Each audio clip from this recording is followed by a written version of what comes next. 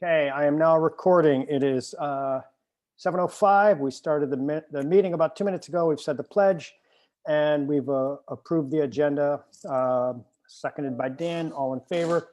And thank you for letting me know. And with that, I'd like to open the floor for public input. And as far as the agenda goes, we're postponing item number 1, the Ulster County Housing Action Plan by Deputy County Executive Dr. Wright. It's going to be on May 12th. So we'll just put that on hold. And with that, I'd like to open the floor for public comment. I think we probably have a lot of comments. I would ask people to please limit yourself to 3 minutes. We have a lot to do tonight. And so if you would like to speak, raise your hand. With the button to raise your hand, physically, I cannot see you. I can only see the names on the right-hand side. So if you raise your hand and we'll ask you to speak. And Diane, Diana, you would like to speak? Yes, and I'm not sure if it's for this meeting or the next meeting, so correct me if I should hold it for the next meeting.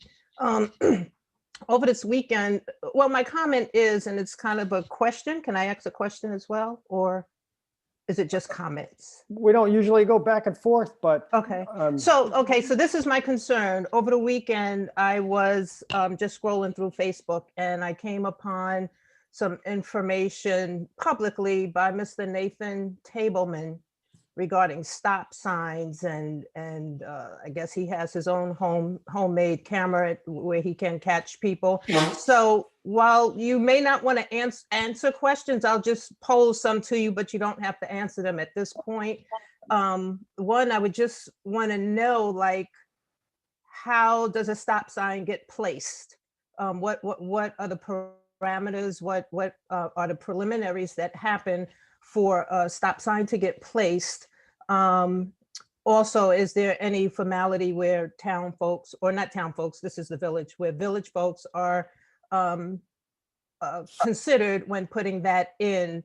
So basically, what is the process? Because I just kind of found a lot of the comments and his remarks very disturbing. And that appears to be just another thing for the police to do now that there's a stop sign. So that's either my comment, but I would hope that at some point this evening you could answer the question.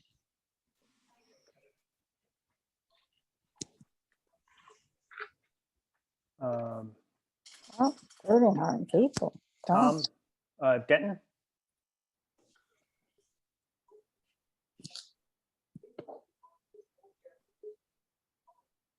Is that live?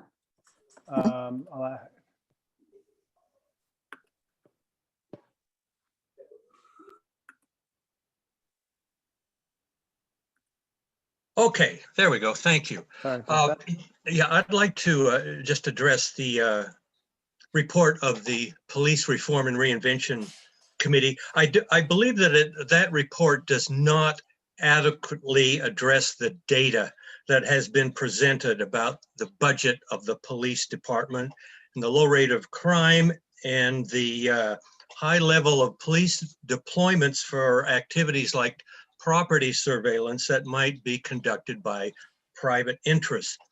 I think that the committee's concern, as it was expressed, that a reduced police budget might lead to overworked staff and turnover seriously misses the point. That concern is grounded in a view that the functions of the police will continue as they have in the past. But we have an opportunity here to change course and to do things differently and respond to the moment. I urge the town board, as it moves forward, to look much more closely at that data that is now available to us and look at it objectively as it comes to its own conclusions. Thank you. Thank you. Tanya? They need to unmute. Am I unmuted? Yes. Okay, great. Okay, I'm going to read a statement here that I prepared. All right, I've gone through the steering committee report, and so my comments are, based on that. And I'm struck by the contradiction between the mandate and the report, which the mandate right at the beginning notes its primary focus is to deal with racism. The steering committee report presents a good comment on the history of racism at the core of the development of policing, but then seems to totally ignore this in its reformist recommendations, sidestepping the issue of who does the decision-making, oversight, and accountability of the police when it focuses almost totally on reformist suggestions and avoids issues of accountability and civilian oversight powers. And I say this even though the final draft has made some mention of it, but it's grossly inadequate. The steering committee report errs in sticking to a police-centered model and misses the golden opportunity to reimagine and re-envision public safety, which is a much bigger perspective that can offer enormous possibilities for public safety and health. Critically, core to the EO 2203 mandate are the very concepts of reimagining and revisioning used in its very title, and we find very little of that in the report, which actively promotes continuing the police-centered reformist model. Contrary to the police model, with its long history of failure, is the community safety model, which is one being adopted in many parts of the country. It's a model that focuses on the need for community oversight of police to ensure keeping police in check and prioritizes community needs and values. It allows for community empowerment, which is also a central theme. Along with these changes is the goal of focusing more on support services needed by the community. EO 203 is essentially a call for doing this restructuring for community safety in order to undo the racist core of the police institution in this country, which was founded on the white supremacist goals of subjugating people of color. Unfortunately, despite the strong understanding of the racist history of policing, this report actually rejects a community-based model, providing no vision for undoing the racist structures, while its recommendations continue the failed history of strengthening and empowering the police. It rejects the ideas of divesting and restructuring services as needed and defined by the community, with the data backing this up. To be more specific, community-centered services need to be the priority goals, with policing becoming only a part of the process. Further, the community-centered model puts policing under the auspices of independent community oversight, which predominantly features the voices of people of color and those who have a demonstrated history of anti-racist work. Well, that's 3 preferably- minutes. If you could wrap it up, please. Okay, well, I'd like to finish reading this. You could wrap and it up. An independent civilian review board is one such needed structure. Hired professional personnel separate from the police agency are needed to deal with the various forms of violence experienced in the community, which is another structural change. Our vision also includes an understanding of violence that goes way beyond the narrow view of violent assaults and homicides. We see violence to include behaviors such as self-harm, from drugs and suicides. It includes family altercations as well, just to name a few of the manifestations of violence. We also see inappropriate responses to other forms of violence, such as racial and sexual bigotry, often designed to instigate excuses for assaults. The police model is ill-equipped to respond well, which is manifested in a large percentage of police murders of people seeking mental health care. I could go on a little bit. I have another paragraph or two, but I will say in summary that it's extremely disappointing that the steering committee refused to mutually dialogue with the community, refused to work in conjunction with people who actually offered support in researching, imagining, and re-envisioning community safety. Thus, despite the months of energy put into this process, by choosing a top-down police-centered process, it's totally missed the mark and goals of EO 203.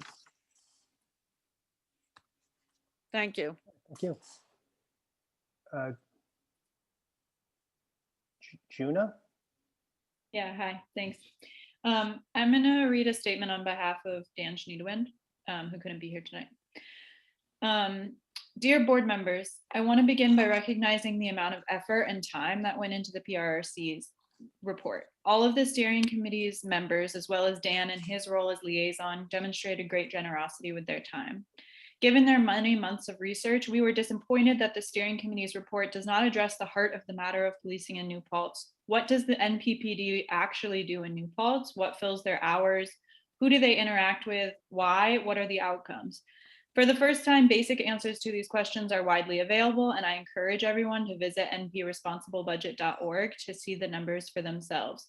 Easy to understand graphs drawn from the raw data depict the NPPD's daily activities, what kind of arrests are made, and who is being arrested, among other relevant information. What is clear from these data is that regardless of your general opinion of policing as a practice, from a strictly budgetary angle, New Paltz is simply not getting a good return on the town's largest budget item.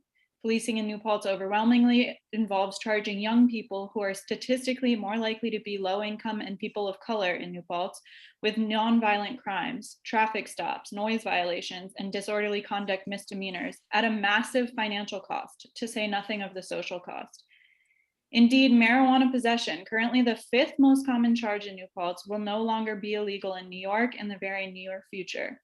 These kinds of violations are not significant threats to the safety of New Paltz residents and do not justify a scenario in which 9 of the 10 highest paid employees are police officers. It's our position that there's no defense, either financial or public safety related, to remain wedded to this model. The steering committee repeatedly emphasized that they would not address budget questions, referring those instead to the town board. Nonetheless, the reforms they recommend, reforms that have a highly dubious track record when it comes to protecting the most vulnerable people from police, will cost more money. Rather, the statistical evidence is clear. Current spending on policing is vastly disproportionate to any measurable notion of community need and is unsustainable.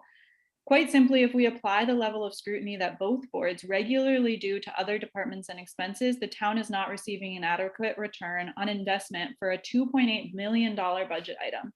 We are confident that fiscal realities will eventually bring the board to this opinion, whether in their present composition or a future one.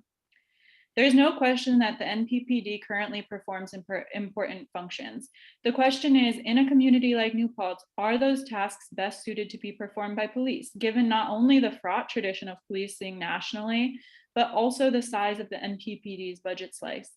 The good news is that realistic alternatives exist that would better fit New Paltz's needs, public safety measures that are more humane, more cost efficient, and that have operated successfully in other municipalities, in many cases for decades.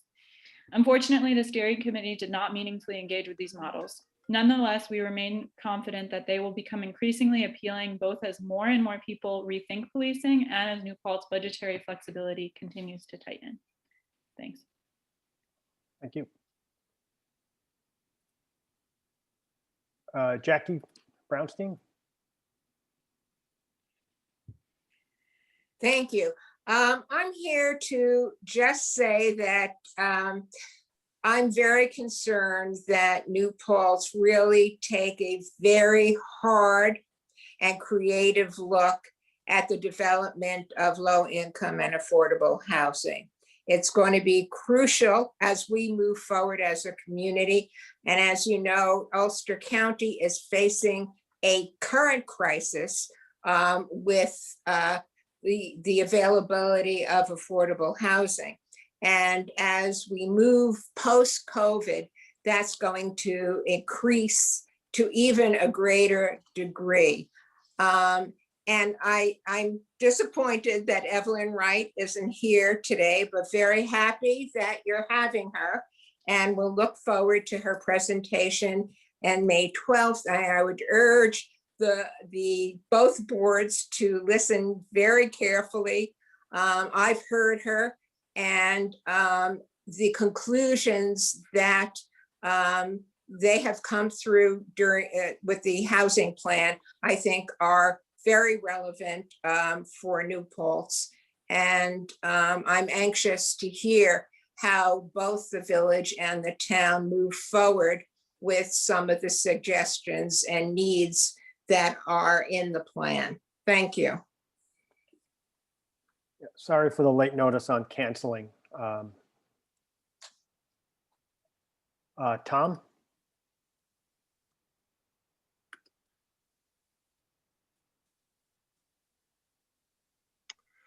Hi, my name's Tom Jelliff. I'm a member of UACT and the New Paltz Coalition for Community Safety and Wellbeing.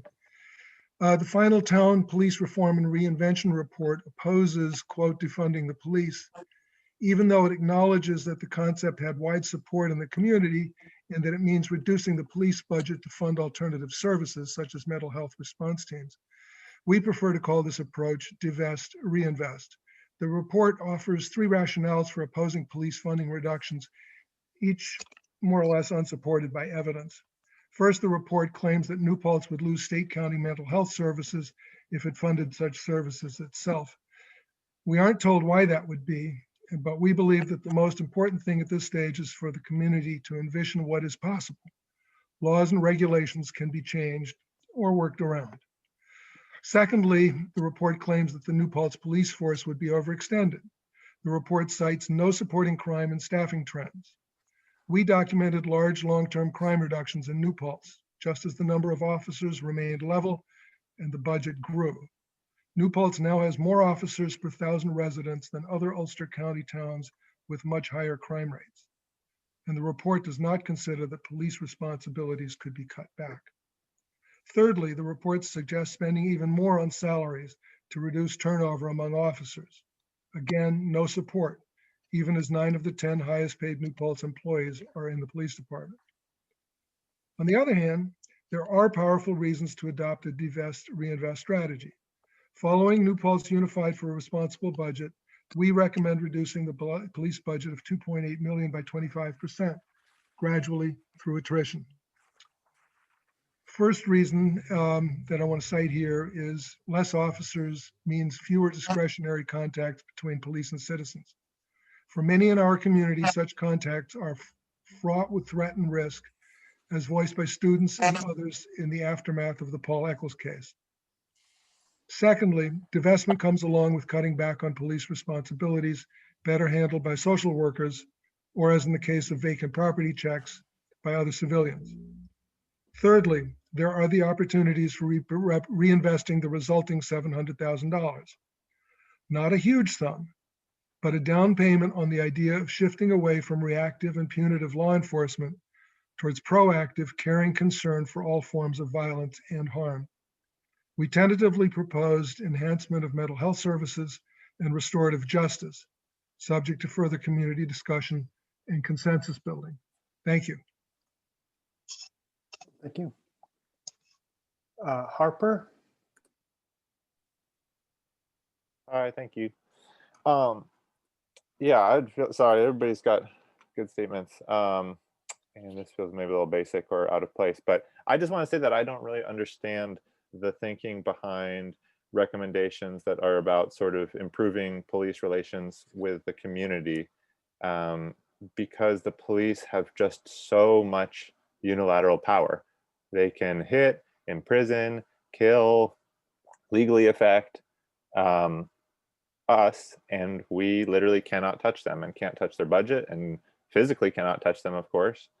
And, you know, if the town is going to recommend policies that ask the citizenry, and to say nothing of non-citizens, to trust the police more, what are they going to put on the table that's real? If it's not something substantial like funding or number of officers or weapons or legal power, then it feels like it's just a sort of farcical management or a PR campaign that's more about managing the perception of the police than changing something.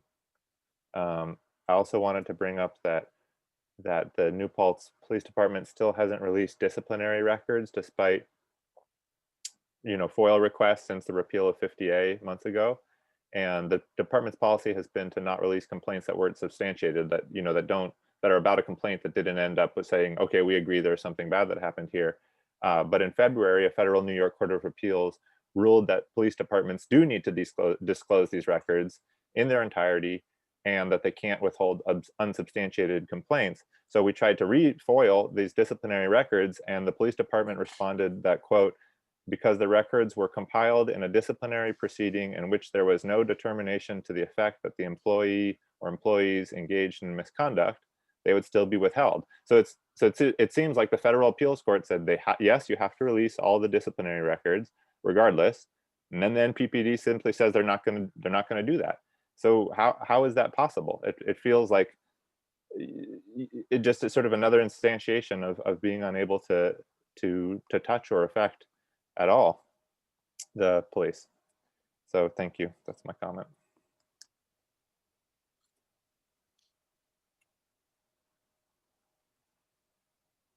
Thank you. Here we go.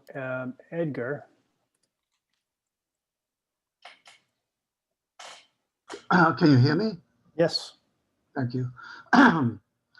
My comments are going to be predicated on the assumption that I'm going to make that you tonight are going to railroad the plan that came out of the steering committee without a meaningful community discussion, without a discussion among the members of the board, and without a discussion with the steering committee. And apparently this has been the mode of operation for this town board, and it is shameful that that's the case. I will ask two questions. Will there be a second input session at the end of the evening after we hear the steering committee present, and if you have a discussion with the committee, and if you approve or disapprove of the plan, will the community have a chance to speak out again tonight? And also, will the steering committee be disbanded after the report is presented tonight? And quickly, I will read to you something short.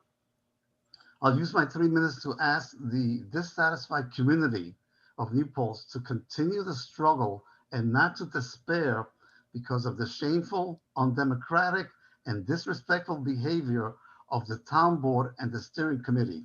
In 10 months, the board has refused to engage the community in a two-way dialogue, which extended a sort of blue wall of silence. And that wall of silence also, for the most part, occurred among the 5 African-American members of the steering committee, who also refused a dialogue for the most, whenever they met with groups, with the small groups that they met, they did not engage in a meaningful community discussion. And I find that really shameful. If the board has discussed any of the many reports that you have received in executive sessions to make your decision tonight, that is illegal. It goes against the spirit and intent of the 203. There has been no public discussion from the community, and I wonder if you're going to have anything after April the 1st that will include the community. So please, to the community, do not despair. Instead, continue to organize in the coming days around the New Paltz issue of policing safety and well-being. Martin Luther King Jr. reminded us that the arc of the moral universe is long, but it bends towards justice. Change takes a long time, but it does happen. The New Paltz community learned a tremendous amount in the past 10 months about our real needs for policing safety and well-being. Considering the shameful 10-month performance of our 5 elected town officials in the 203 process, I again call on them to resign and not to think about ever running for the town board. The call for their resignation was first asked after they protected the white officer who assaulted 22-year-old African-American male by letting that officer quietly retire with a full pension. They also disbanded at that time the Civilian Review Committee that found excessive use of force. And I find that there has been a pattern that's completely unacceptable of the behavior of these 5 elected officials, that they have acted against the interests of people of color, and that they have been completely undemocratic in the process of the 10-month and have disregarded all the work that has gone on in this community by dozens of groups who have spent hundreds and not thousands of hours reading documents, etc. And the board has dared not to engage the community. Will you, in fact, tonight vote on this plan without a dialogue with the community? Thank you. Thank you. So since this is the first meeting that we've seen the complete report, obviously we've not had an executive session to discuss it. Okay. So just to answer that one question, but are there any other questions? That I have. Not from you, from addressing anyone other else. faulty, should we be addressing the other faulty assumptions or just? I mean, I don't normally have a dialogue here, but Just think, you know, yeah, there's been no executive session, nor do we intend to have an executive session outside the public. It's just ridiculous assumptions. Also, we were asked So as a then you're going board to proceed to, with a vote without having had a public discussion.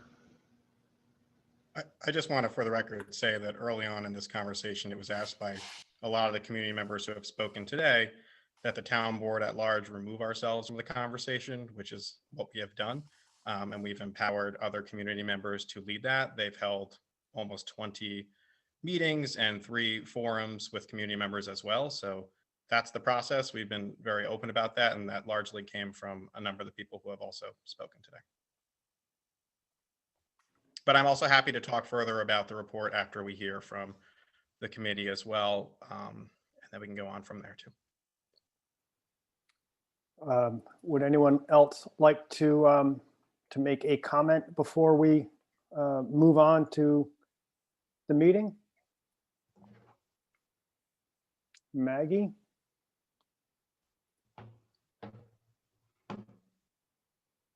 You're still muted. I've asked you to unmute. Maggie, go ahead, please. I unmuted now. Okay, thank you. I mean, I want to start out by really talking that I do believe that the steering committee worked really very hard at what they did. And I think that I certainly respect the volunteerism, but I think they backed themselves in a corner because they decided they were going to be writing this report and not having more people involved. That being said, I really want to talk about accountability, because I think the biggest problem we have with policing in this country has been, and every reform has been, accountability. So, you know, police accountability really involves holding individual officers as well as a law enforcement agency, the whole department as a whole, responsible for effectively delivering the basic service of crime control and maintaining order, while treating individuals fairly and within the bounds of the law. And as I read across the wide spectrum of literature that I reviewed, community safety and well-being for Black and Brown communities, it can only happen if there is police accountability. So it's clear that for us to really develop a good relationship with the Black community and people of color and the people who are most affected by police, we have to have a culture of trust. And that trust can't happen unless there is accountability. So I looked at the most important features of what accountability includes. And clearly the very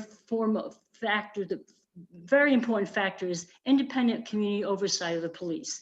There's also the concern for collective bargaining agreements that protect the public. We have a collective bargaining agreement with the police, and in that we have to also have things that protect the public in that collective bargaining agreement. Then we also have to have transparency in the police department operations and transparency in police conduct. So I'm going to speak first to reinstatement of the need to reinstate a civilian police commission. The recommendation that is in the report has improved, but it has to be much more specific, and it has to assure that the people who are most affected by police be the majority of people on that commission. The commission needs to be independent, and it has to have a level of independence that cannot be at the whims of the town board or the political whims of the winds, if you would. That commission is not clear the way it's described in the report. And certainly we have to consider that the collective bargaining piece was not considered at all in the report. If we don't discuss collective bargaining and what is in the report, what is in our collective bargaining agreement that stifles accountability, and it is known that there are elements in the contracts that stifle accountability. There have been reports, widespread reports of that, and that has to be considered. So if it's not considered in this plan, we must augment that in any future possibilities. Transparency in policing department operations. Transparency really requires open data sharing. We recommend expanding the website to include data on the nature of the calls that police do and the outcomes. As we investigated those calls, we realized that there were a number of calls related to violence were extremely limited, but they were really related to checking housing, checking people's houses while they're away. I mean, actually 4,000 calls was the highest number of calls that were made. And it was about checking property when people were gone. So we had an understanding of what the calls are for and the data, how those calls are done and what the outcomes of those data, we would certainly have a better understanding and better trust of what our police does for us. So the nature of the calls really has to be documented, and what the outcomes of those calls should really be produced on a regular basis on the data source of the website. We really need to know what's happened with the right to know stops. You know, we instituted a right to know policy, but we have no information on that. And certainly we have to have data on the uses of force, and not just the uses of force that may be considered over use of force, but really all uses of force. And certainly we need to have data on the police budget, because the police budget tells us what kind of bang we're getting for our buck. And I think that that would also include the nature of what the salary ranges are for police officers. So I mean, I do have to say that we want to include information on complaints, but we want to include information on kudos also. I hear at reports on the town board, people reporting good things that they have found with the police. So both of those things should be recorded. Now, the recommendations of the report include banning chokeholds and stemming from Carteret, banning chokeholds. Well, that's already in effect. So what we need to do is expand the concept to use all methods to stop breathing, and thus the recommendation is really incomplete. I really think that we have to look at assuring that locally we stop any kind of force that stops breathing. There is a conversation about trying to make officers ideal officers. In theory, they would be held more accountable if we could hire ideal officers. The ideal officers would be more accountable. You could wrap it up. That's been 6 minutes. I think we've been pretty generous. Okay. Well, then I'm going to say that generally speaking, let's be sure that we have much more transparency in what is included on use of force, what is included on the nature of calls that are made. We have an independent police commission that includes a majority of people who are impacted by the police. They are independent and it cannot be appointed at the whims and disbanded at the whims of the town board, and that we assure that when we develop contracts, those contracts do not include those items that are not included, that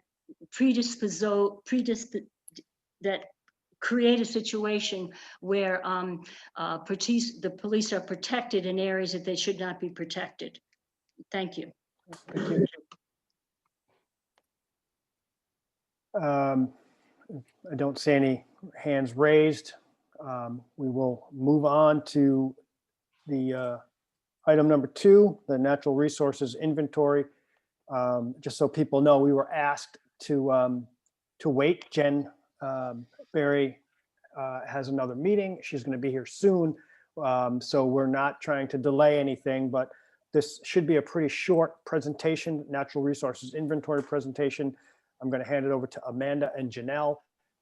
We also didn't really want to do all of this tonight, but this is required by the grant. We have a deadline, so we're doing it tonight. And we were asked by one of the the committee, Reform Reinvention Committee to wait for the presentation. So that's why this is happening. So if I ask everyone to stay involved, and I'm gonna hand it over to Janelle and Amanda.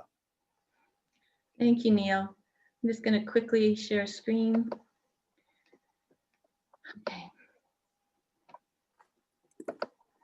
Okay, so the town and village natural resource inventory. This project has, hello, there we go. This project has several deliverables that we are looking at. The final natural resource inventory is a report and maps in a PDF format. They'll be printed and bound in full color with multiple copies available that can be kept at the town hall, the village hall, the library, and at various of the various committees and boards that would find it useful. There's also going to be 4 large-scale hard copy maps presenting important water, historic, and cultural resources that'll be available for use by the planning and ZBA boards of the town and the village. And there is an online storyboard map series. The final version of this will be online, but we will also have a template for future updates, and the final GIS data that was used to preparing the map figures, including metadata and new shape files for the NRI report, will be made available to us, to the town and village for, again, future updates. So what did we do in the last year? We were awarded the grant in December of 2019. And in the first part of 2020, we got our state master contract approved, and we got consultants selected and their contracts approved. So we had the kickoff meeting almost 1 year ago, March 24th. After that, April and June, draft maps were created, reviewed, and edited. Then the first draft report created, reviewed, and edited. That was a very interesting round of a lot of comments. Then the final draft report and the first draft of the storyboard reviewed, and now we are here today with final drafts of the maps, the report, and the online storyboard complete and ready for presentation to our elected officials. We are looking for your feedback on what you see today, and you did get these ahead of time, so you had a chance to kind of take a quick peek at them, but this is essentially the last draft, so we need your comments to address whatever they may be so that we can say now we have the final product. And we would like to come back either at the next town and village board meetings in April or early May for adoption of this NRI. And just so you know, who did all this work? Well, we had some really wonderful consultants, Rick Lederer Barnes and Nan Stolzenberg, who have not, this was not their first NRI, so we benefited from their expertise and their knowledge. We had about 20 community volunteers who so far have donated over 280 hours of their time to review and edit the documents, to provide photos, and to provide valuable local information. The town and village staff also provided support for the grant administration, for setting up our meetings and web support. And we had funding and invaluable guidance and input from the Hudson River Estuary Program and our manager, Nate Nardi Cyrus, and also from our state master contract support by Susan Pepe. So what I'd like to do right now is quickly have our sponsor say a few words about the report and the project, and then we're going to turn it over to the consultants to walk you through the documents and the online storyboard maps so that we can get your feedback and see what you think about it and what you would like to see us change, if anything. Okay, so Nate. Oh, do I have to stop sharing? Wait. Stop share. There you go.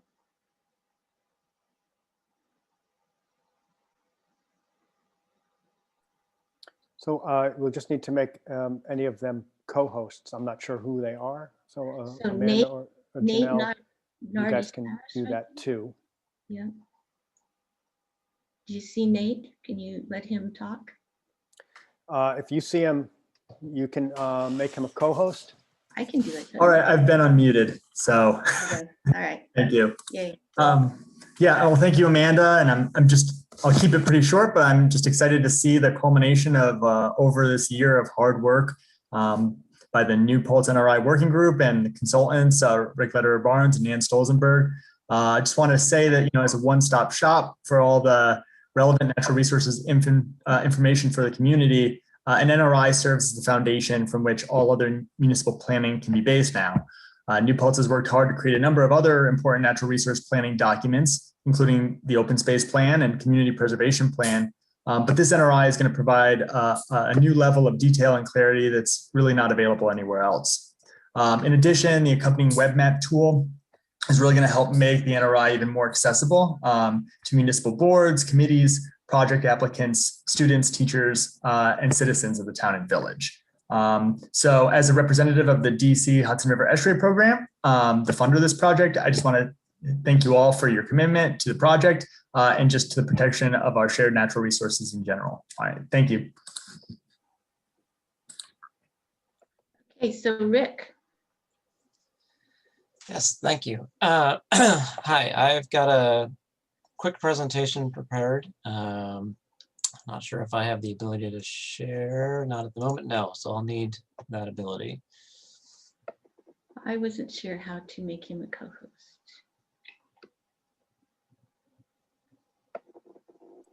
So go to the right-hand side. I'll try to find. Where'd he go? There he is, right there. It says more, but then it doesn't say. It's not letting me do anything. Yeah, I'm not seeing any option for making him a co-host. Under shared screen, I just hit multiple participants can share simultaneously. So try again once.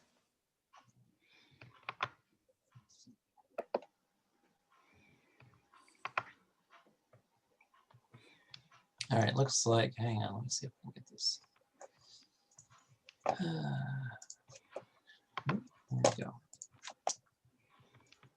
Sorry about That doesn't work. There's another option where you just press advanced screen sharing options, and I could do that, but I don't. If this That's is- what I'm.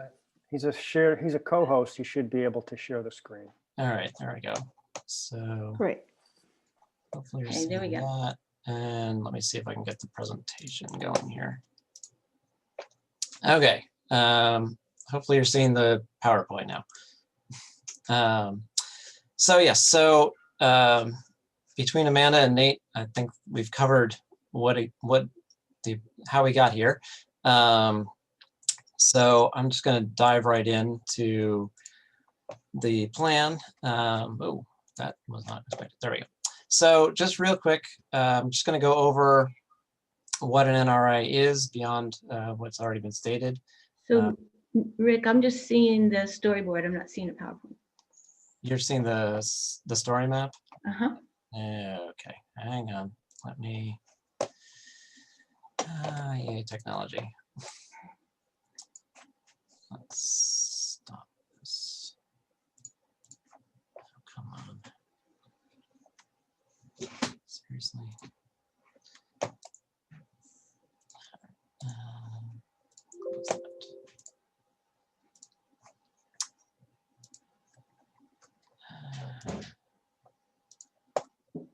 Apologies for, let's try this a different way.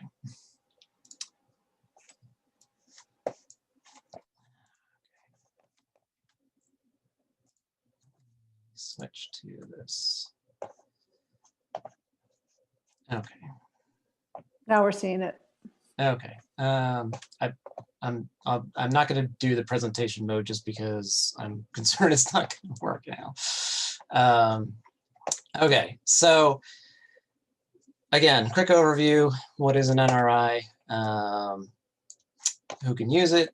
Overview of the report, overview of the maps, overview of the story map, and then next steps. So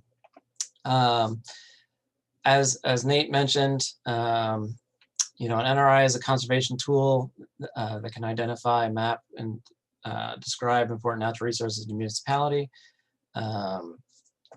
One thing to keep in mind with an NRI is it's not a policy document. It is just what it says. It's an inventory.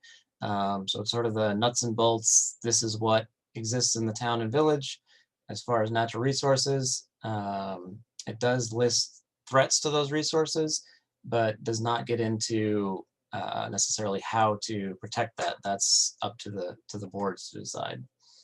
So Who can use the NRI? Basically, everyone can use the NRI. The boards can use the NRI to help inform policy decisions. The planning and zoning boards can use it for project reviews. The environmental boards can use it to also assist with their reviews of projects, as well as to help them plan for areas that they may want to focus conservation efforts in the future. County and regional planning boards and organizations can use this to see how New Paltz fits in to the larger picture.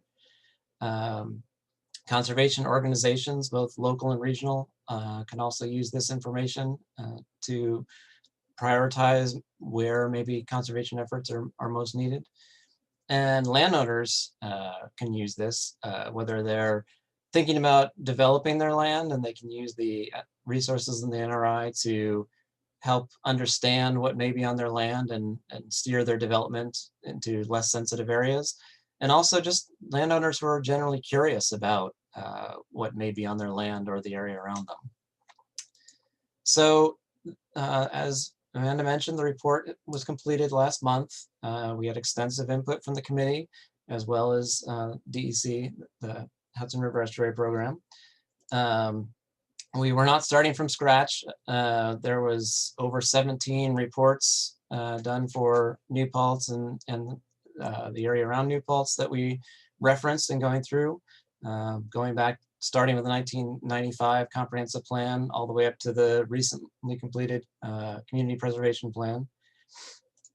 The report has several chapters. There's a summary and an introduction.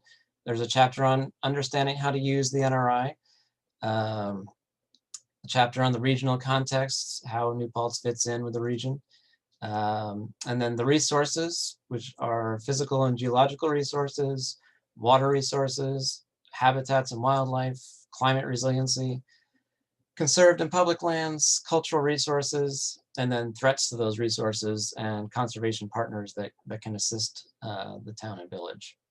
And then finally, there's an appendix that lists the habitat profiles of all the key species in New Paltz. This is just a screenshot of the table of contents of the report. So you can see there's several chapters and then the subheadings within those chapters. So within each chapter, we cover sort of the key concepts for those resources, and then break down individual topics, the key concepts for those individual topics. We talk about the mapped features. When you're looking at the map, what are you looking at?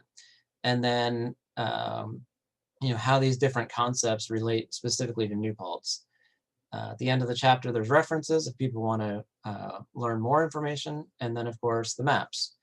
So for the maps, there was 29 resource maps completed for this project. Certainly not going to go through all 29 of them.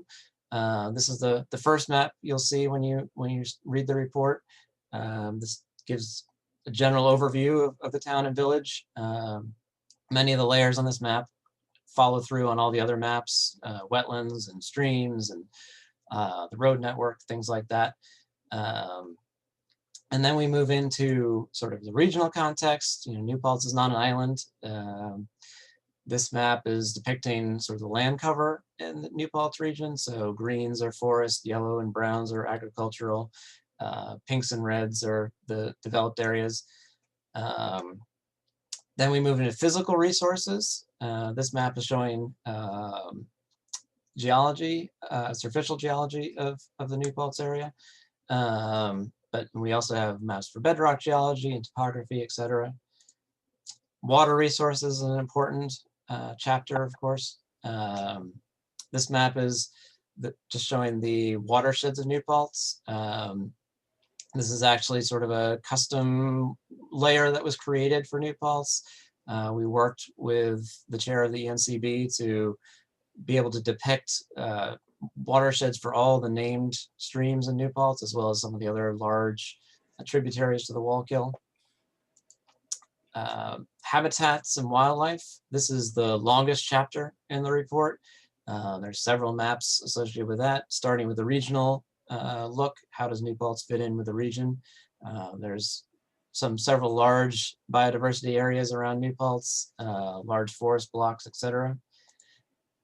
Then zooming back into New Paltz, significant ecosystems and rare species. This map is showing important areas for animals and plants, as well as other natural communities.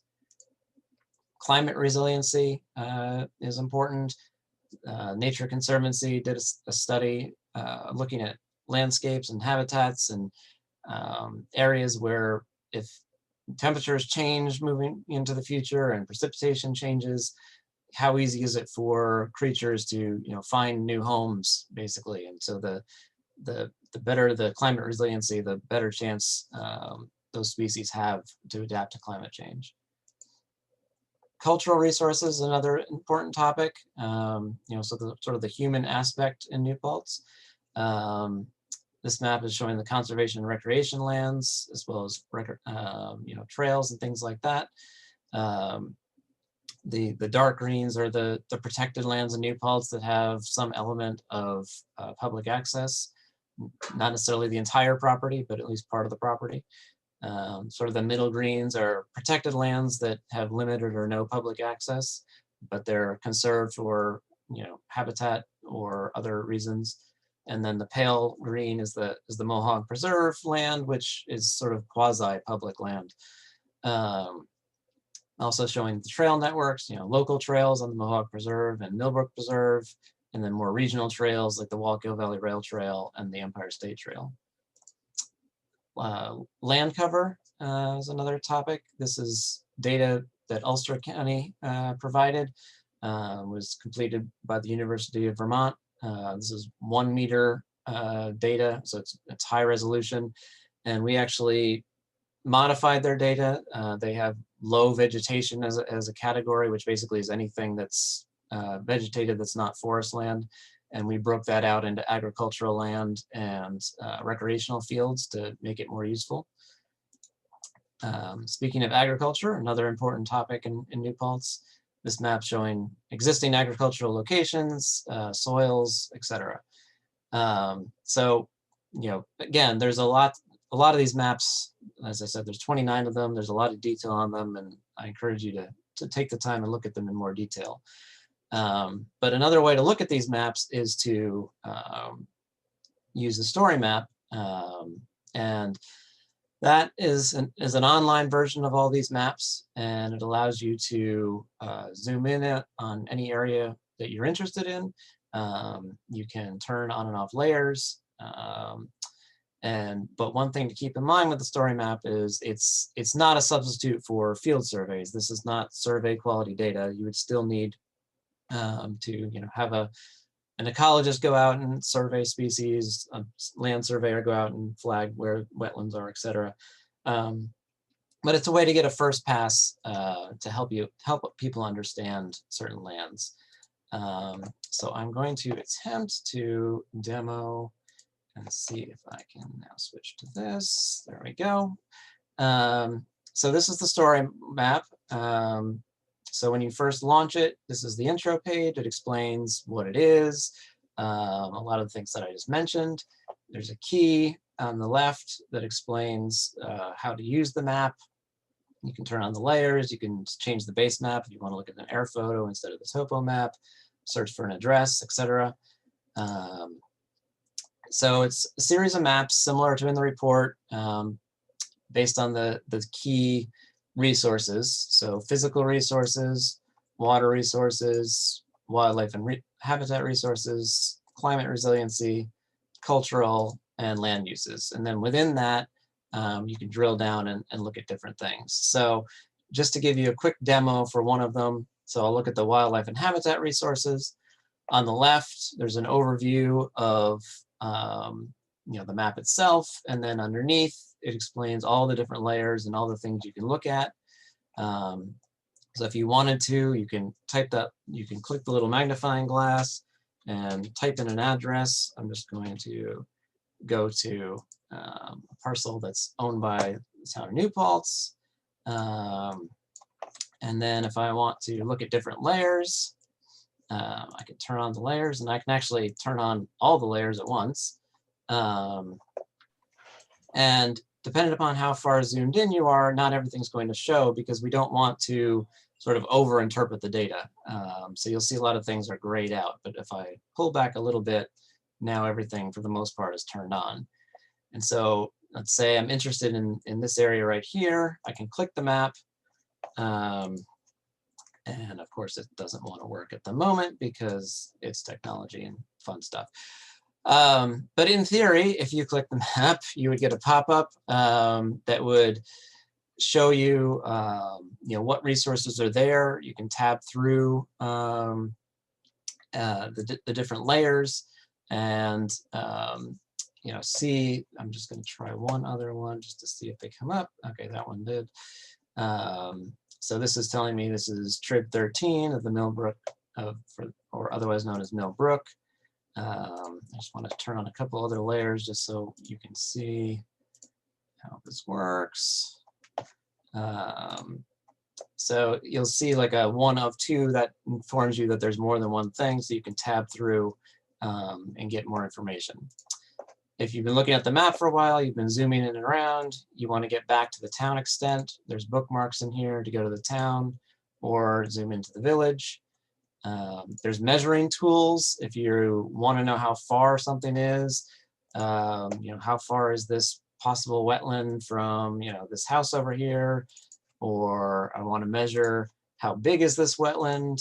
I can take a measurement, for example. And then lastly, as far as these tools, there's a print option.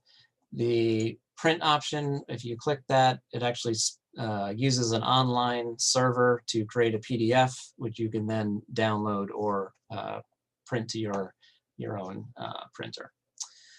So I'm just going to go back to the PowerPoint. I apologize for how fast I'm moving through this, but I know we don't have a lot of time. So the next steps, Amanda pretty much already went over, but would be for you, the boards, to review and provide us any feedback. Also, this is of course available to the public as well, if the public has some feedback. Again, this is an inventory. It's not, it's not suggesting policies or anything like that. After we receive feedback, we'll revise the report and the story map as necessary, and then we'll finalize it. And as Amanda said, there'll be printed copies of the report. Some of the maps will make large format. We'll finalize the story map, and the story map is actually hosted on the ENCB's ArcGIS Online account, so they have full access to it and are able to edit it and add to it in the future as necessary.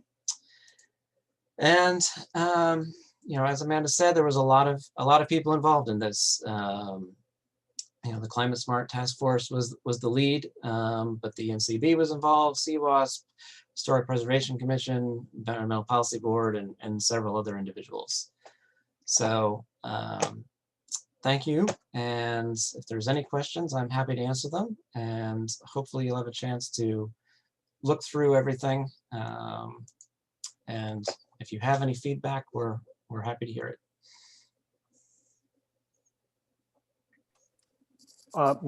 That's a really nice, you guys did a nice job. It seems like a really useful tool. I look forward to playing with it. Hopefully others do too. A lot of good information there. Thanks for doing it. Thank you. Yeah, when you get the report, the 168 pages, but there's a wealth of information there about historical, cultural, there's just all of this stuff has been out there in different reports, references, and databases, and now it's finally compiled into one place where it makes it easy to find it and take a look at it. So we've been getting a lot of positive feedback from different groups who are already starting to see how they can use it. So I guess the thing is we need to kind of have an idea of when we might expect any, we don't expect you to have, in-depth comments tonight, except other to say, wow, but we need to kind of know how we can wrap this up so that we can finalize it and bring it back for its last step. So you tell us what you. If you give us a deadline, I think that would be useful for everyone, where they need to know that you need their comments and input back by a certain date. And probably the night before or the day to do, people will scramble to get you their comments. And so if you give us no deadline, then it withers on the vine, yeah. Okay. so you come up Next with board meeting? uh, Can I ask a question about this? Is it possible, and this may be overreaching, but is it possible to offer an online, Rick, seeing you work with the tool is not the same as, hey, everyone, let's all work with the tool together and you guys work on your, find your own property, whatever it is. So we have an experience of using the tool, because obviously it's one thing to create all this great tool and all this information in one place. Really fantastic. So thank you. But we really want this to be used.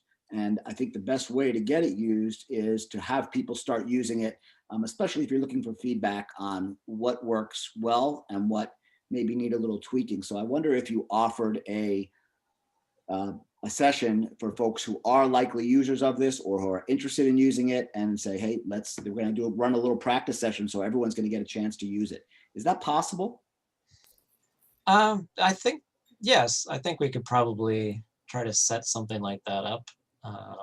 Spend an hour or so with interested users and sort of walk through it in a little slower paced environment. And in a way, would it be possible, Rick, to do it in a way that people could be using the tool while we're in a meeting together so that you're not the only one using it? Right. I don't know how logistically to do it sort of simultaneously all looking at the same thing, but we can certainly, if everyone has it open and if they run into a problem, we can switch to their screen and see what they're seeing and whatnot. But it's live, so anyone can go to it and play around with it. So Rick, how many users can you be on it at the same time? It's hosted by Esri, so in theory, there shouldn't be a limit. Not that New Paltz would exceed. I would hope that hundreds of users could be using it at the same time without it causing a problem. So okay, great. Well, that's a very good feedback, David. I appreciate that, because the people that have been playing with it so far are people that are a little more handy with using these maps. It's like the Ulster County Mapper. It's very similar to that one. So, a lot of our folks that are on the different committees like CWASP and the environmental boards have been using those and they're familiar with it. But, and some of it's just going to take a little hands-on playing with it, but to help understand all the different features, because this thing can zoom in to a parcel level. You can just get amazing amount of information from the 50,000 foot bird's eye view all the way down to individual parcels, and see what's what. So that's something we should think about setting up. That's a good idea. Okay, so we're going to get back to you on a potential date for that. And I assume all of the board members are just dying to do that so they can play with it and see how it, what you can find out about it. Because once you start playing with it, you're gonna like it. So, okay, we'll do that. Amanda, I'll just add something, if I may. David, that's a great suggestion. And I just wanted to say, I'm just wowed by how much information you've now provided New Paltz. It's a great day for New Paltz, I'd say. Yeah. And just want to thank everyone who was involved. I think it was 20 volunteers. Did I read in the first screen or slide? Wonderful, because we have such a great store of volunteers and New Paltz and all the professionals that worked on it. It's going to be an amazing resource, and I can't wait to tell people about it, and especially about the training, which I hope does come. Right. But thank you very much. So maybe what we'll do is try to set something up towards the end of April. Y'all, try to poke around with it on your own just to see, and see where you get confused or see where you can figure it out on your own. But and also take a look at the report, because the report gives you a lot of information that obviously the storyboard has to condense. So I did have a quick question. Is that LiDAR? Was that this land cover, I think it was, map? Did that use LiDAR? It was a combination of aerial imaging and LiDAR, was how UVM did. It was a part of a larger watershed project that Ulster County was within. I think they did that in, I want to say 2015. So, because you mentioned it's down to 1 meter, and just yesterday I was in the woods in the Millbrook Preserve with someone who was telling me about LiDAR and how they could provide us with a map, and it sounds like we have it. So Yes, the county has it and the state has it, and yeah, there's yeah. He was just going to make sure I had it, but that's great. That allows you to see the surface elevation for down to 1 meter. Yep. Specific to, which is just great. And if people are interested in, anyone who's watching this and interested in accessing this, can we put a link or something on our website, Neil? I would, yeah. I mean, I think the report and the link will all be on the town's website. We obviously are going to put it on when it's adopted, but if you want to put it on now as draft, we can absolutely do that. Yeah, just so maybe that there are some people here that would, be interested. Yeah, just so that, you're not depending on just the town board for feedback on this. I think there are a lot of people who are going to be much more frequent users. So several of us will, but making sure that those folks who are most. David, since you're the planning board liaison, does the planning board they know about this? I don't see any of them here. I don't think so. I will certainly let them know, and it's really going to be useful for them, obviously. Yeah, great. They actually, when we first went for the grant, we asked for all the different groups to provide, matching hours, and the planning board was one of them. But they haven't really been very, they've got a lot of other stuff to do. So I think they will find this a very useful tool, but yeah, we know the Community Preservation Fund Task Force has already been delving into it and just, doing a lot of work with it. And of course, a lot of them helped put it together too. So a lot of people from these groups also were part of providing all the input, the editing, and the local information. So yeah, I don't know, Rick, I'm kind of partial, but I think ours is the best one in the state of New York. Yeah. And I just want to give a hat tip to Amanda, because she really has been the lead on this project, a lead from the task force, and collaborating, with our consultants, with all the volunteers. And then the really unsung hero part is all the documentation for the grant. So thank you, Amanda. We couldn't do it without you. Thank you, Amanda. Well, you're welcome. And I'm never doing another grant. I can tell you that right now. Okay. All right. Thank you very much. We will be back in touch with when we can do a tutorial. In the meantime, we'd like for you guys to all look at it, and we'll give you a date for the tutorial that should also be the date by which you've had a chance to look at it and play with it yourselves.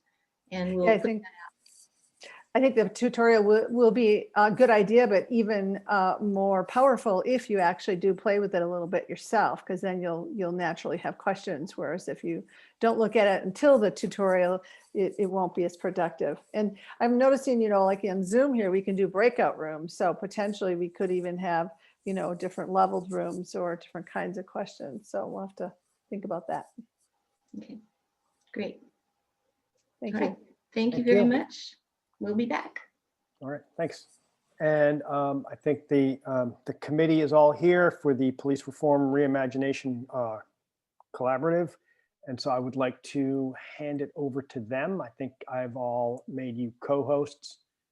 And I'm not, Jen is here now. If you want to take over, I will step aside. Terrific. Thank you, Neil. And thank you so much, everyone, for your patience with me. It is also Holy Week in my other world, so I appreciate your patience. So I know that most of you, perhaps all of you, have at least perused our report. And I just want to highlight a few things as we get started, and then we'll take it from there. One is that we are incredibly lucky to live in a town that has made a clear determination that this is a beginning point and not an end point. That's tremendous, especially as we know how many of these are, 6 pages of white space put in a drawer already, never to be seen again.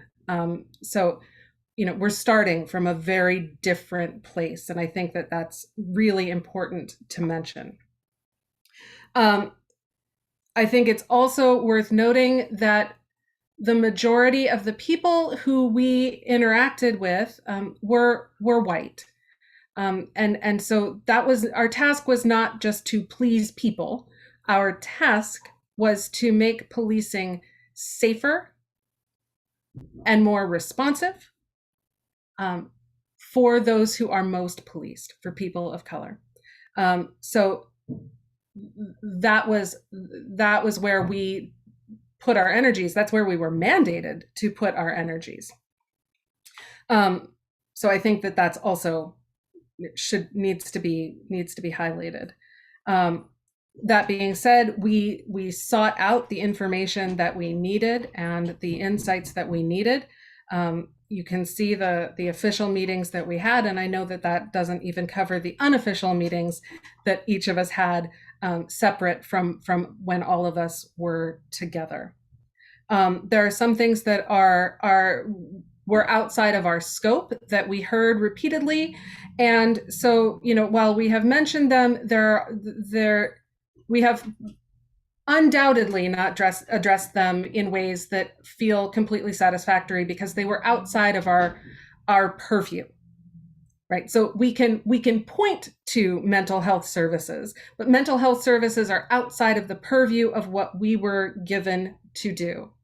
I understand that there's some disagreement about that, but respectfully, those of us who were tasked with this report found great consensus around there being certain limitations, which does not mean that we did not include the word reimagine and take that word very, very seriously. I love an opportunity to reimagine almost anything. So we took that very, very seriously. So, there are things that need to be, we need the town and the village board, the county legislature to push up the chain to address some of these issues. And for many of them, we have made note of that. I know that there's been some discussion over what the ideal officer means, and I would point you to that section as a way of really wrapping your heads around what we perceive to be a healthy approach to community safety, who we want. This is in direct juxtaposition to the idea of the reasonable officer. And as we are all seeing nationally this week, there's a lot of reason to question what the baseline for a reasonable officer is. So our approach was to take that legal language and rethink it from a very different starting place. And with that, I guess I will turn it over to any of my compatriots who want to speak, or if there are questions. Sure. Thank you, Jen. Appreciate it. And I just wanted to highlight a few things as well. One of them is that if you look on page 38, I guess, that's the part of the summary of recommendations, you can see very clearly that we have a recommendation for a civilian police commission that is independent of the town, and it cannot be it's not, when I say independent, I mean that it can't be diffused or dismissed without cause, and we made specific mention of that. We also said that at least 2 people of color on that 5 member commission should be included, and that at least means that there certainly can be more than 2 people of color on the commission, but at least 2 at any time. And we expect that all of the items of accountability, which I think is a very important element of the document, would be carried out by that commission. So the commission should be enacting all of the points of accountability that we pointed out in the recommendations. Also, I think there's an important recommendation that we've made about aggregating data and collecting data along lines of race and ethnicity in New Paltz, which we don't currently have, which means that this is definitely part of this is a beginning statement, because if we have not been to this point aggregating data concerning stops along the lines of race and ethnicity, then we really don't know what's happening in New Paltz along those lines. And I think any plans and any actions that we enact have to be based on that data. And we're asking for that data as a part of our plan. So that means that there should be a response to the analysis of that data over time that would make this an evolving and developing project as well. I also just wanted to highlight that we are looking for and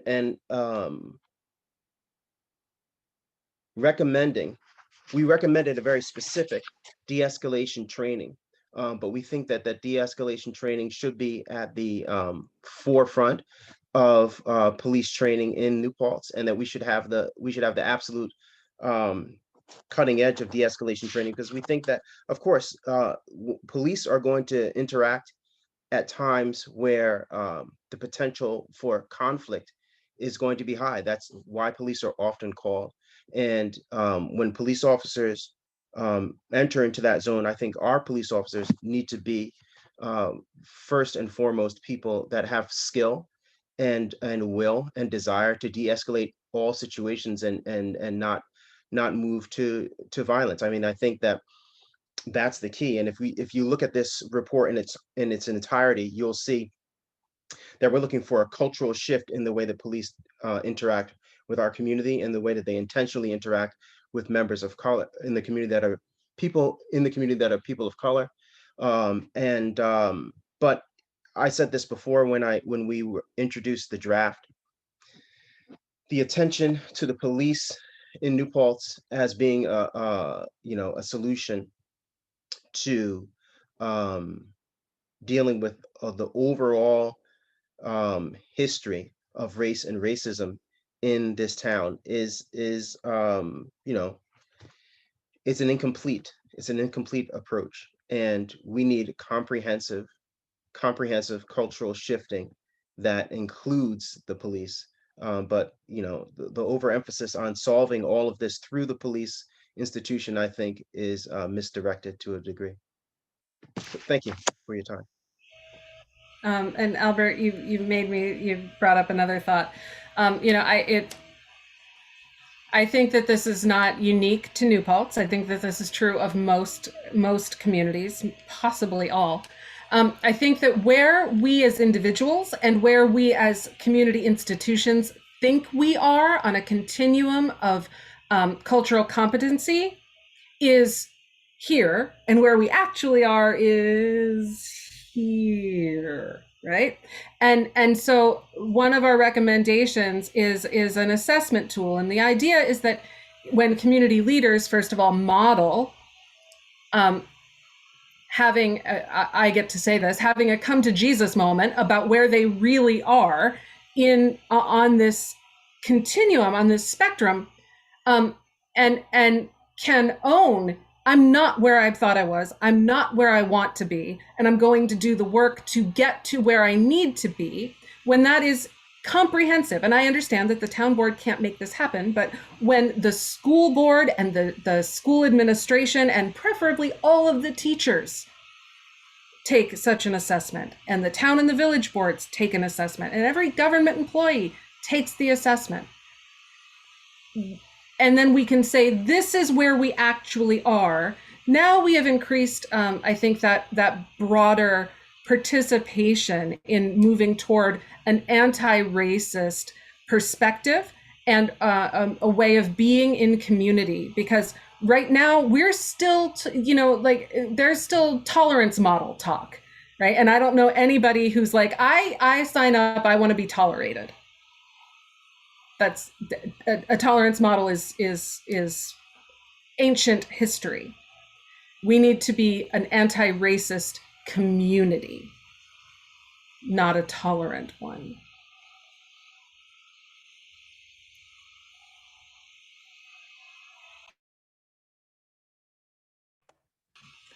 I'll jump in now if I can. Yeah. So what I'm going to just add to the conversation, and it's a little bit disturbing, is that this is a town and village of approximately 20,000 plus people. Take away the college, take away maybe 6,500. So we're left at about 13, 14. And I look at the number of people that come out to the meetings. We got 37. There was a few more earlier this evening. The last meeting, I think if we had 48, that was a lot. So my concern is like, where are the people in the process of wanting to make change and do better? We met with, in comparison to the size of this town and village, we met a few people. And I say a few. I mean, it was 20 plus meetings, but still a few people. And in looking at EO 203, which is pretty much looking at what has happened to people of color in law enforcement, in response to law enforcement. And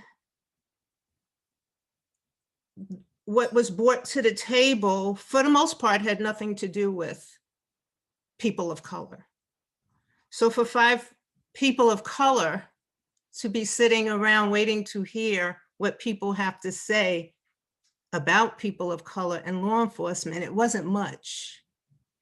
But thankfully, we did get some stories. The majority of those stories came from people of color, with a handful, less than a handful, from white folks about people of color.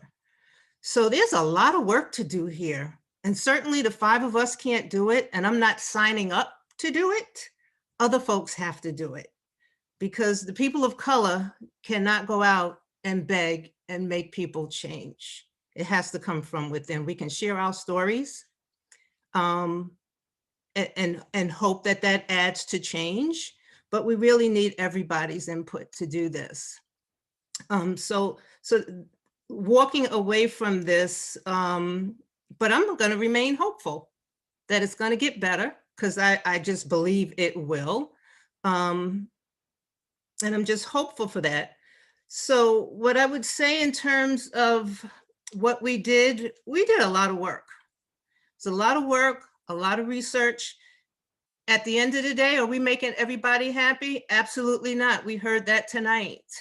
But this is not the end. This is just the beginning. And so for the folks who feel, as I do, that there's more to do, step up to the plate and do the work. I'm a firm believer that through this process, there are folks who want to defund the police and get rid of the police, but it's morphed into looking like something else. And I know where that is. I've seen it, I've heard it. And that was not what this was, to get rid of the police. This was to make improvements, make changes that are going to save lives, that are going to engage the police in the community in a more holistic way and not in a militarized way. And so I have faith that that's going to happen, and it's going to be a slow process. But in terms of what people are walking away and not happy with, there's more work to be done, and your input is going to be welcomed. And so I would say, make sure you're at the police commission meetings, make sure you're at the town board meetings, Make sure you're at the village meetings, because nothing's going to be done if you cannot voice it and make it happen.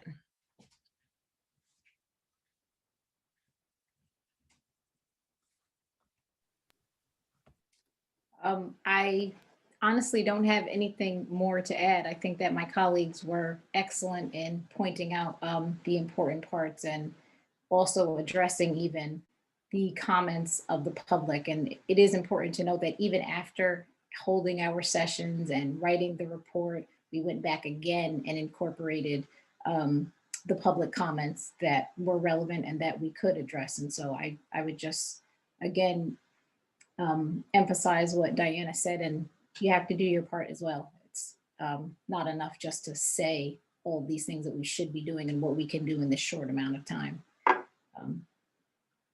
So we thank you for the opportunity.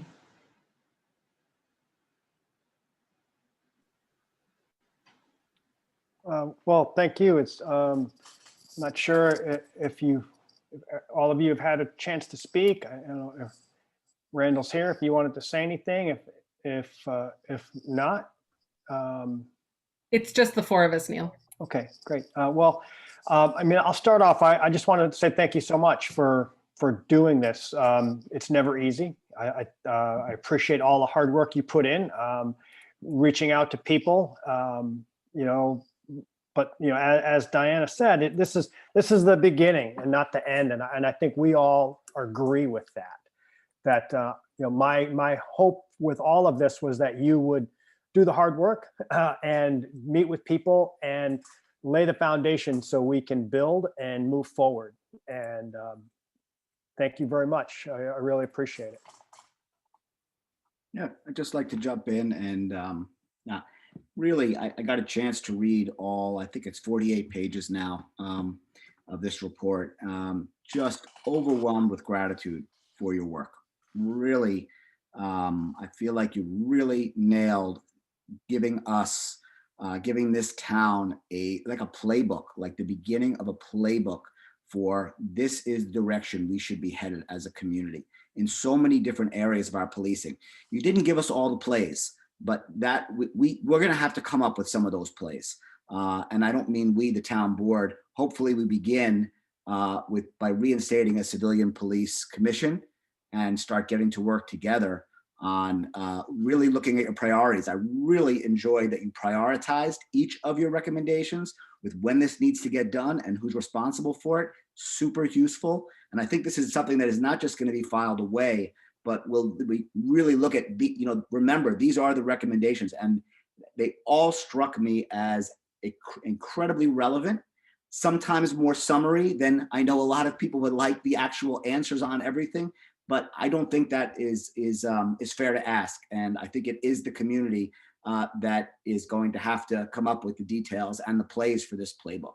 And, you know, to me, moving toward a community public safety model rather than a law enforcement model was one that really struck me as like, yeah, we have to revision. That is the reimagination, that we are a community and our police force is in charge of our public safety with other community groups. So I look forward to moving forward on your recommendations. And I feel like you've given us a great deal of work to get started doing that.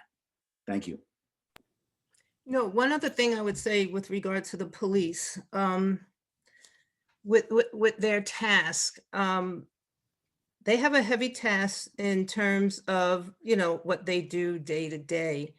And I, particularly with the situation of what I was reading last weekend with this stop sign business, you know, that played, I wish we had known about that earlier, because I would have loved to have, you know, had that discussion with the village, because that's a village issue and it's a village issue for our police as well. But that's a serious matter, and I would hope that it gets publicly addressed. And I say that because folks should not be getting special treatment when that's exactly what it appeared to have taken place. and then you put the police, when I say you, I'm not saying anybody personal, the police are then put in a position to have to enforce something. And I'm not sure if that was something that was planned and discussed and strategized and worked on. And so when I look at the comments there, and I look at the preferential treatment that appears to have taken place, that's a concern that, you know, it was too late to get into the report. But I certainly hope the village, and if you know, and the town for that matter, just check all these things that are going on, meet with the police, have a clear understanding, you know, what their job is, and so that they're not running behind chasing folks unnecessarily.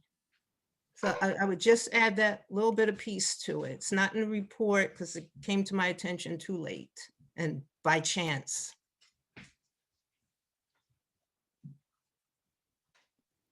I'll just add that, you know, David, your comments were spot on, and I wanted to, you know, add my appreciation to all those who worked on it.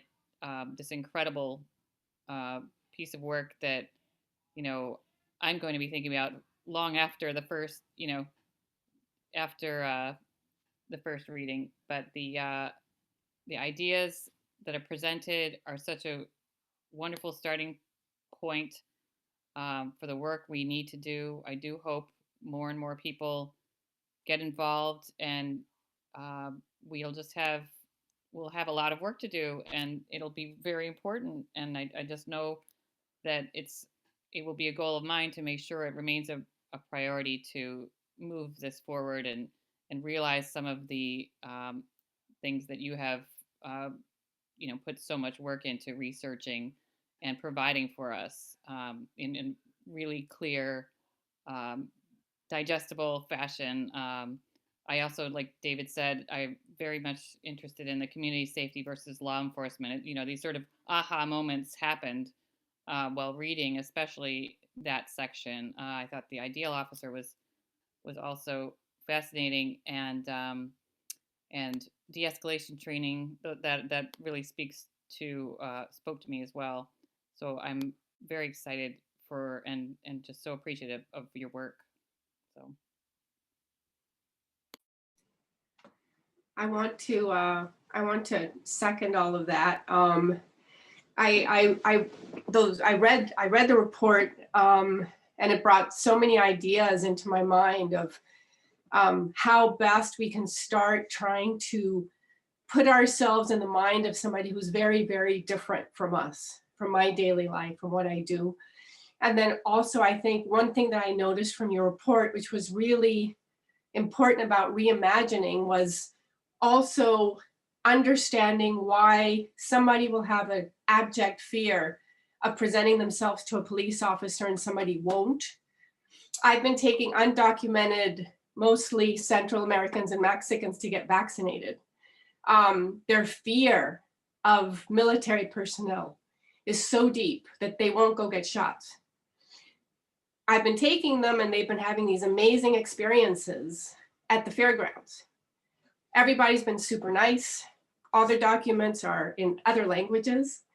And afterwards they said, well, that wasn't that scary. That guy didn't, you know, he didn't say anything to me that was making me feel like I was illegal or that I didn't exist.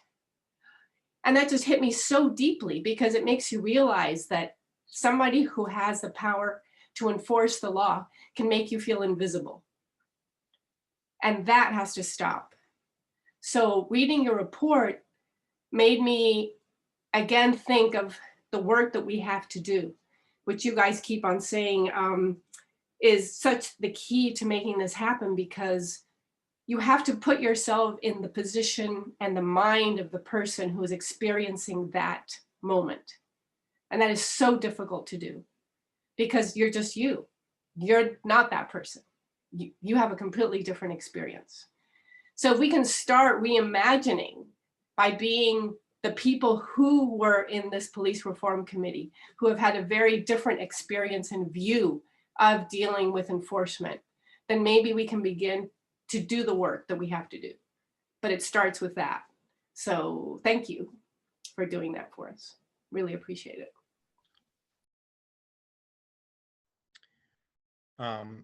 I just wanted to start, like everybody else has, by thanking you guys for the work you have done. I just think we should be really honest about it. This is probably the most difficult thing we've asked volunteers to do from the town perspective, certainly since I've served, and I think probably much further back. This is a topic that is very heated, that there are a lot of opinions on. We've heard a lot of them today as well.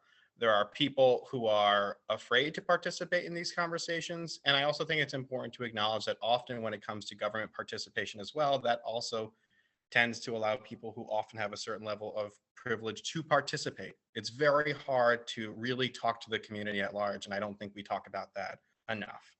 So that's why I think it's really incredible that this is a group of people that also met with, by my count, you had 29 meetings, 3 public forums, and a number of one-off meetings.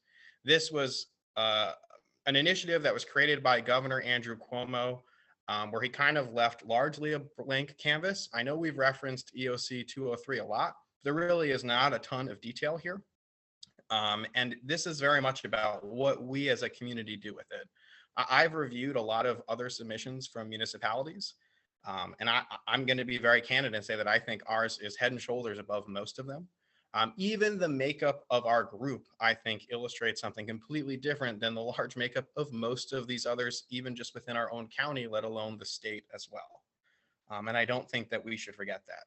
And I know that there's a huge emphasis in what is in the report today. And I thank you guys so much for that work, but I just want to be really honest.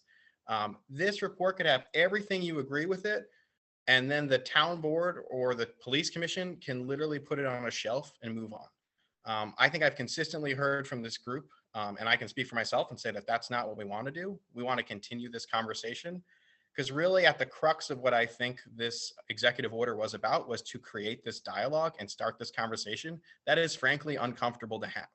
And the fact that we're doing this now in a small community can at times be uncomfortable, and it's very important, and this required us to do it. And I'm very happy that we are doing it. I've heard a lot about kind of the timeline of how we've gotten to this point, at least politically in New Paltz, relative to the town's involvement in policing. And I actually think it's really important to go over that again, because some of it I would argue is not as accurate as I think it should be. The town did have an independent police commission for quite some time. That was disbanded in December of 2013. It was the final meeting in December of 2013 from a lame duck board. Last agenda item at about 11 o'clock at night. Very quickly, the police commission was removed. There is no one on the town board today who is a part of that decision. I know there's been a lot of conversation about when an oversight board was created, that was disbanded. Just for the record, because I think it's important, that was a proposal I had to create that community board, because we didn't have any community involvement. And at the time that my colleagues, none of which are still around, were unwilling to move from the town board as the police commission concept. As we had turnover as well, we realized from talking to our own attorneys that while we had good intent in that board was not allowed under state law. That is why it was disbanded. The town then worked with our attorney to create a new version of that board. We left that board open for months looking for applications, and we received very few of them. I feel very confident if we advertised it today, we would be able to fill that board. But that being said, I think that overwhelmingly my colleagues, and we've already said as well, we want to move towards doing a civilian police commission. And I think that can really be one of our first steps coming out of this process too. Going back to the report at large that you guys put together, I know a lot of people have asked just kind of our commitments to these initiatives that you've brought up. I can only speak for myself, not my colleagues at large. But as I've said already, the police commission one, I do think is one that we all agree with. Conversations on offering trainings for our officers, I do think that we should find a way, even during COVID and knowing that we have real financial issues, to at the bare minimum start to plan out, maybe not a 1-year plan, but a 3 or 5-year plan to make sure that we can put additional funding aside so that we can make sure that our officers are trained in a way that we think makes sense for our community. A number of the recommendations, whether it be chokeholds or body cameras, I think are good. And I actually think a number of those things are already incorporated within the policies we have too. But I do think that we can also review them just to make sure that we are holding the best standard that we have as well. And I also want to thank this group as well for taking the things that we've heard from the community and then incorporating those within the project as well. And I do want to note that if you look at this report that we're going to send to the state of New York, today is the deadline. Community feedback, other reports that were created, we have included that, and we're going to send that to the state and include that in our public record as well too, because we realize that this is a community conversation at large, and I think it's important to continue to have it that way. So just in closing, I again genuinely want to thank everyone who was a part of this. This was a really difficult task. I hope that it's not fair for us to look to you guys to fix all of these problems at all. But I do hope that you will consider continuing to be partners with us as we as a larger group continue to look at these things and find solutions for them in any capacity that you feel comfortable doing. And I again just want to re-echo that this is not the end of this conversation. The purpose of this was to have this dialogue and to start an action plan from here on out. You guys have also provided a suggested timeline for us as well for a number of these items. That's not something I think we'll be able to totally address tonight, but I do think that we should kind of look at what a 12-month plan would look like to start to implement some of these things.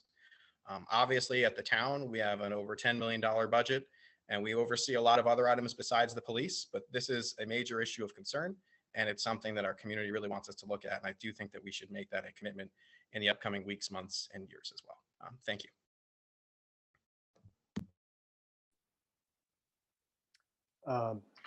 Any other comments from the board, village board? Happy to hear what any of you have to say. If not, you guys want to go into executive session and discuss some things in secrecy and not, just kidding, April Fool there. Someone laughed. Anyway, thanks. I just wanted to make sure that everyone on the board felt like they've said what they want to say. I think we're going to be talking about this a lot in the future, and I think we'll probably come back with some timelines laid out. And but I think we all agree the first issue is really the police commission, and I think we want to hit the ground running on that. We're going to try to figure out a way to get that going sooner rather than later, because that seems to be the first step. And so if I agree. there are no more comments, discussion, the resolution for accepting the report has been posted on the town website. This is taken, basically cut and pasted out of the executive order. And so I'd like to make a motion for the town board to approve the resolution. Second, Alex. Any discussion? All in favor? Aye. Aye. Any opposed? Nope. Okay, resolution motion passes. And with that, we can move on to the joint business. So I'd like to, I think the village board is here. Do you guys need to do anything to open the meeting, or are you all set? If not, I would like to make a motion to authorize the supervisor, and if the mayor wants to do the same thing, to accept the village and town easement on Stewart's property for the extension of the Empire State Trail to be connected to the rail trail, and to execute any necessary documents, including TP 584. I'll second for the town. I make the same motion on behalf of the village board. I'll second. All in favor? Aye. Aye. Aye. All in favor? Aye. Aye. Great, thank you. Tim, I'm going to hand it over to you. This village board has some business to conduct. Sure. So the HVAC mini split decision, we're still waiting on some additional quotes. So I'm going to punt on that. And then B under 5, I move that we approve the draft MS4 report. Someone want to second it? All in favor? Aye. Aye. I motion that we move the bond resolution authorizing the issuance of an additional $150,000 aggregate principal amount serial bonds for the Village of New Paltz pursuant to local finance law to finance the additional cost of the construction, reconstruction, and installation of improvements to the water supply system of said village. Tim, that says 250 on the agenda. Did you mean 150 or 250? I'm doing C because we have two different ones. Oh, pardon me. I'll second. All in favor? Aye. Aye. And then the second bond resolution is authorizing the issuance of an additional 250K aggregate principal amount serial bonds of the village pursuant to local finance law to finance the construction, reconstruction, and installation of improvements to the water supply system of said village. Second. All in favor? Aye. And the next item is acceptance of scope and fee and authorization to pay Alta Planning and Design to develop the Walkill Valley Rail Trail connection along New York State Route 32. Second. All in favor?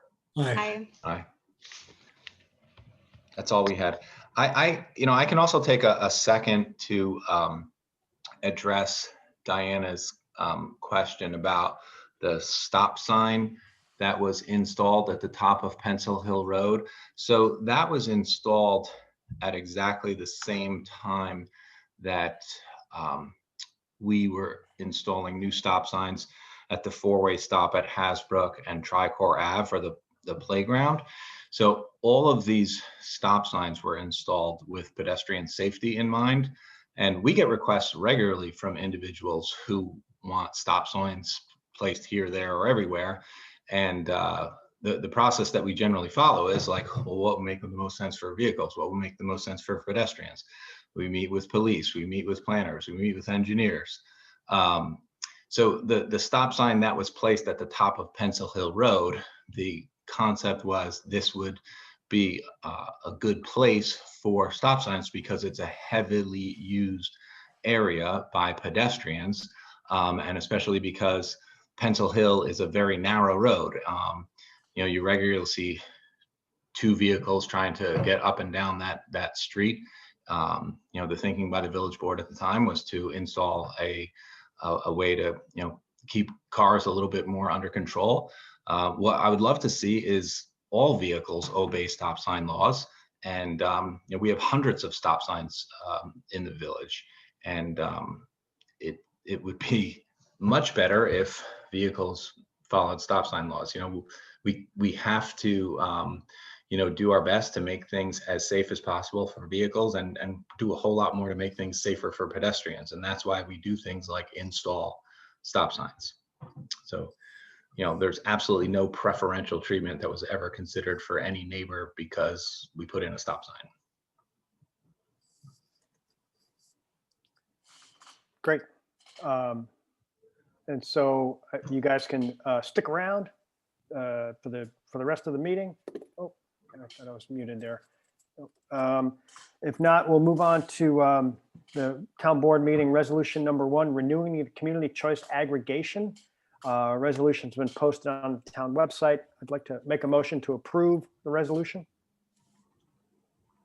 Second. Discussion? All in favor? Aye. Aye. Aye. I'd like to make a motion to approve and authorize items 2A through 2K on the consent agenda. Second, Ellen. All in favor? Aye. Aye. And number 3, resolution accepting review of the proposed fire department budget. I'd also like to just add, so this is the budget. I think we'll be getting the contract soon too. So I'd like to the contract is basically just, we're the details with this budget. So if we're reviewing this proposed budget, I'd like to add to this and authorize the supervisor to sign the contract when we get it. Any Just a question, the sharing by the village and the town, is that again by the number of calls that were in the town versus the village last year? Is that how we determine the sharing? Yep, it's always right around 50% plus or minus, and we just got this month's, we're a little bit higher right now. I think we've actually gone up a little bit during COVID in the town, but it's always right around, 49, 51. So it makes it easier. Thank you.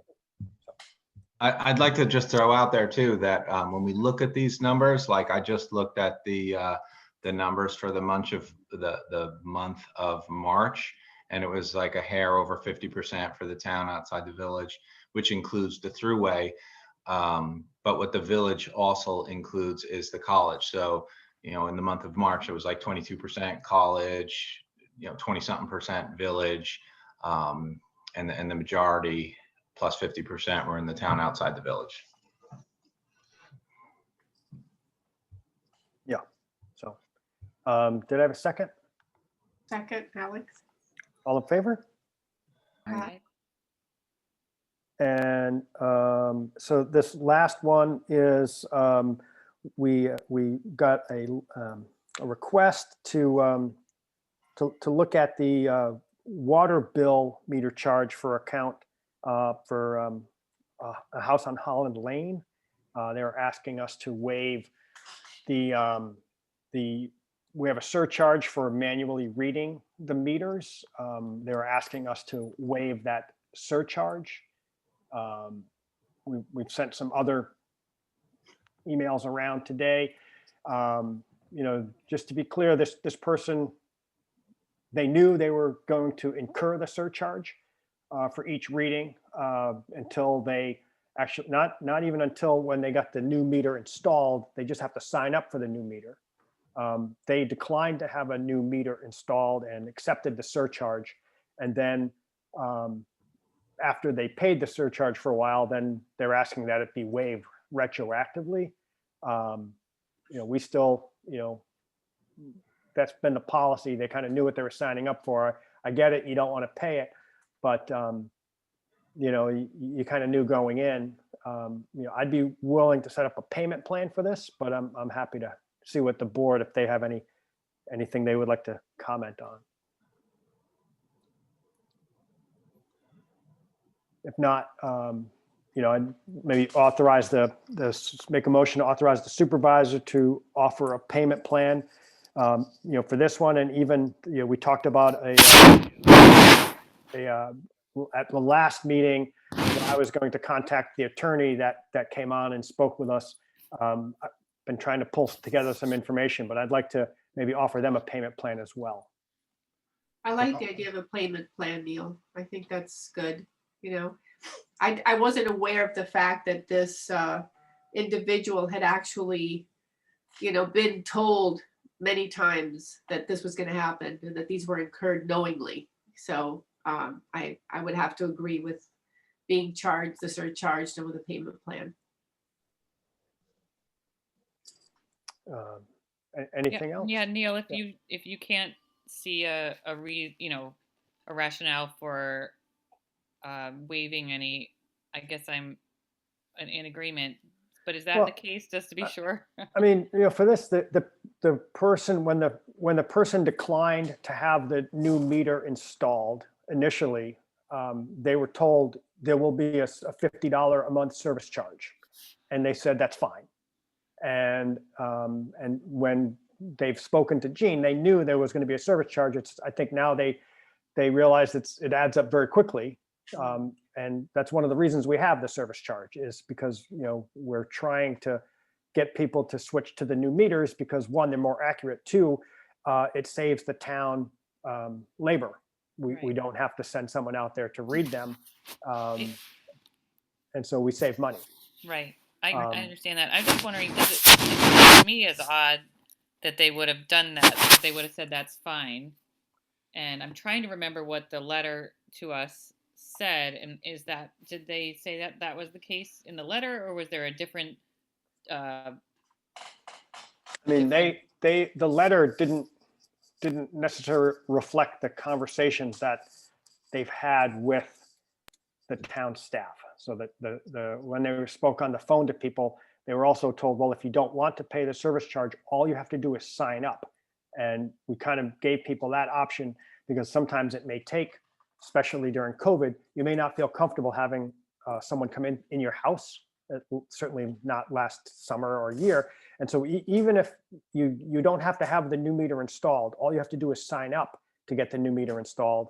And if you're not comfortable having someone come into your house right now, we're okay with that because we don't want to force anyone to have someone come in their house when they're not comfortable. So all you have to do is say, I'm going to sign up. And people have known that for a while. They just have to sign up, make an appointment, schedule it. It can be, it could be months from now. But here's an So just to be clear, once they signed up, we can waive the charges after they sign up. There's no charges after you sign we can sign up for, we can waive future charges. Like, well, there are no more future charges. I think what this person is asking is like, well, now that I've signed up, can you waive my past charges? And, kind of my feeling for that is, well, they kind of knew going into it, they were going to get these charges. You've changed your mind. I mean, I guess do people want past charges? I think Neil, we have to be, if we're setting a precedent that we're willing to waive past charges, we have to be willing to do that for everyone. And no one can get, if we're willing to go back and say, we're going to waive all past charges once you sign up and give you a retroactive credit, I don't know if we want to be doing that. And I don't know if that makes sense administratively either, but it doesn't. I agree with you, David. I think, if I, for my own, like if I got a $50 charge the first time, I'd be like, well, that's a lot of money. I think I should sign up right now. And then I might pay the $50 once or maybe even twice because like, oh, I forgot or something. But, at some point, the charges are there for a reason because it does cost the town effort. And we have to pay people to go out and read them. So Neil, I have a quick question. How many people have we had that have actually not done this and incurred those charges? Is it a lot? Was it a misunderstanding maybe on the way it was? No, it's made pretty clear to people. Okay. That's my understanding. I think there are still a few people, they're willing to pay it. I don't know. Maybe it's too much effort to like schedule it. I think there are a couple of businesses that haven't gotten around to scheduling it, maybe because of COVID, who knows? Is it But possible? it's not many. Is it possible, since I did see the email from, the office or, from the Chris's office, Dawn, right? Yep.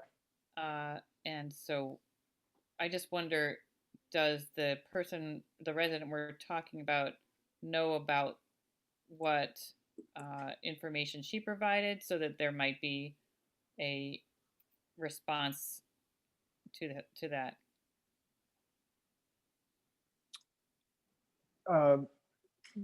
You mean that do they know that we know that they declined to have the meter installed initially, or? Well, there might be some other information that would be relevant is all. I don't know what information they have or not. Well, my thought is just perhaps rather than today declining the request, it's possible we could keep this open until we can just investigate a little bit further and that's just a thought on my part. Entirely where we legally can even waive this charge, to be really honest. There's a whole clause about providing municipal services as well. Usually this comes up with water specifically or other items like that. So I think we should just be careful about that at large, but just because of the precedent set here, I think that this is not something personally I would want to engage in, but I am very much in favor of offering up a payment plan that works for, frankly, both individuals who have come to our meetings. And I do think that that's an area where we can be lenient.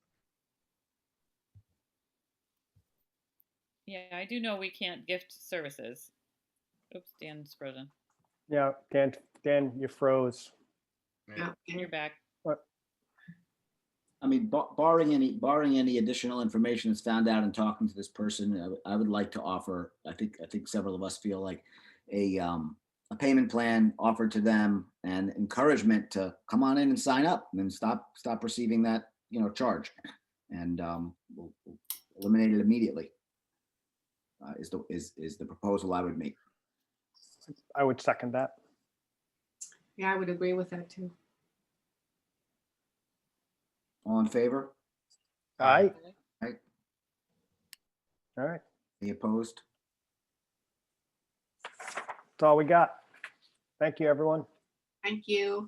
Good night, everybody. Good night. Motion to adjourn. I, Second. All in I, favor? Aye. Aye. Hey, Dad, great job on putting the committee together. I think, it took a lot, when we were first thinking about that, how we were gonna put that committee together. You did a lot of work there. So thank you. Yes, thank you, Dan. I second that. Very good No. work. That was they did an amazing job. did an fantastic awesome report. Yeah. Thank you, Very Dan. impressed. Thank you, guys. Great group of people. Yep. Take care. Good night, everybody. Night.